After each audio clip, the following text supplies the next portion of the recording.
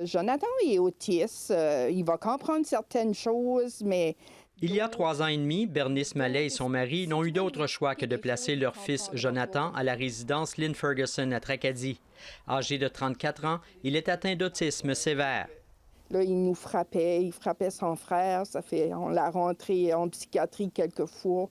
Ses parents avaient l'habitude d'aller le chercher les fins de semaine pour qu'il puisse passer du temps à la maison avec son frère Noël, autiste lui aussi, ce qui faisait grand bien à Jonathan. Il y a un side-by-side pour lui, on se promène avec lui, il y a la piscine, il y a le jardin. Il aime être dehors, puis il est dans son environnement, dans son monde. Mais depuis le début du confinement imposé par la santé publique, tout ça s'est arrêté. De crainte de le perturber, elle évite d'aller le voir à travers la fenêtre de sa résidence et ne lui parle pas non plus au téléphone. Non, car si il entend ma voix pour lui, il va associer ça, maman va venir me chercher, puis on ne veut pas être cruel comme ça, là. Bernice Mallet estime que le manque de contacts familiaux a des effets sur le moral de son fils qui s'ennuie et devient anxieux.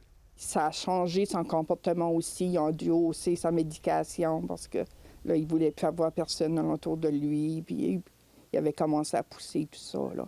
Madame Mallet ne veut surtout pas critiquer la résidence qui accueille son grand garçon.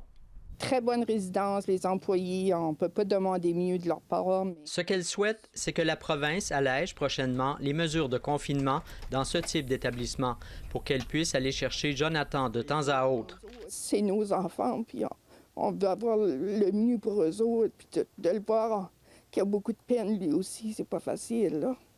Les autorités devraient faire connaître bientôt les détails de la phase 3 du déconfinement provincial. Bernice Mallet souhaite que son message sera entendu. Ici François Vigneault, Radio-Canada, Le Goulet.